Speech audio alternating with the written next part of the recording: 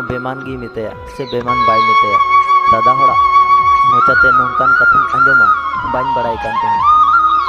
उनी दादा होड़े लई लेदा जहाय आमेम दुलड़िया उनी गी नाम हुआ ओना दो चेदा आर जुदी बाम नेमे खान उनी केम झुकड़िया चेदा दादा होड़े लईदा इन जहाय दुलड़ी कान तहना उनी आडी मौज कुड़ी गिद्राय तहेलेना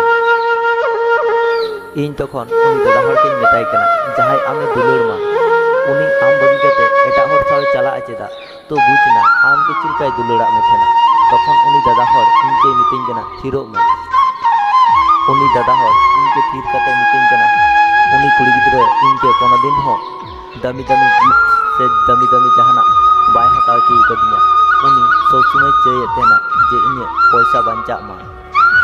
इन उनी जहाना गिन इमाय कान तेना लेकिन बाय हताव तेना फुचका दाम कम गया बोले उनी ओनाय जमे तेना जहाँ से चलाओ पार्क से जहाँ से दाड़ा बड़ाई बाय जोरिन कान तेना से बाय चला कान तेना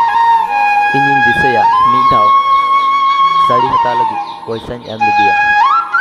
से तखन उनी साड़ी बांग हताव कते इन लगी आंग्रो हताव लेदा आर इन तखन दोमेन एगेल लिदिया से तखन उनी राग राग ते मेन लेदा आम आंग्रो हताव का मिया ओना मिचिंग ते चूड़ी हताव कदा आला नेलते आडी मौज ला नेलोगा दादा होड़े लईदा उनी साथे आरो ओनकाना आयमा घटना हेना लईते बइन लई दड़िया कना इन तखन आरन मेता दिया आम के जुदी उनग गी दुलड़ाम तेहना तो आम बगी टुकते चलाव ना चेदा तखन उनी दादा होड़े लईदा इन साथे मा मी बछर गी रोड़ ले ओना तगी इने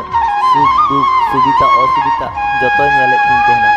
आर जहाय ठेन 20 बछर धरे हिनाया तो उनको तिने दुलड़ को लई मेसे आर उनी आया सुख देया कते इनके सुख चुलिदिया आडी चेष्टा ले गया इनके हेज लगी तो बाय दड़ी कदा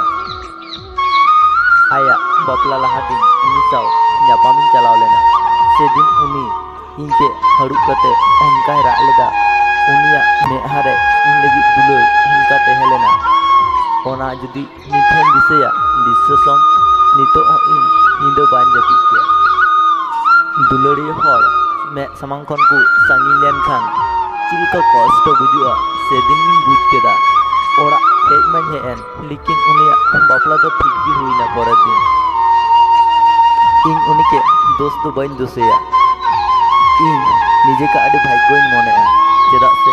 इने लाइफ रे ओनका मी होड़ नाम लिदिया जहाय बइन नाम लिदिया तार हो उनी इने हृदय रे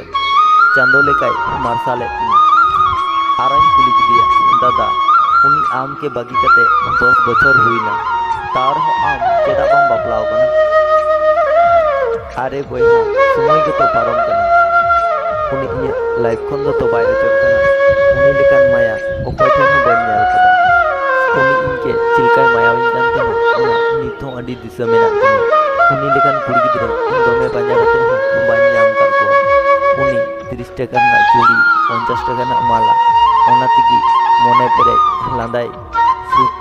इमन कान तेना आर उनी चिकाते खरापिन मितया चिकाते बड़ी मितया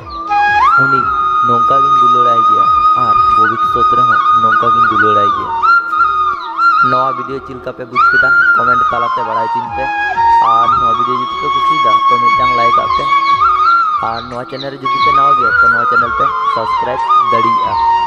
और मा तबे इन पास्टा सेन कोन सनम बुगी जोहार।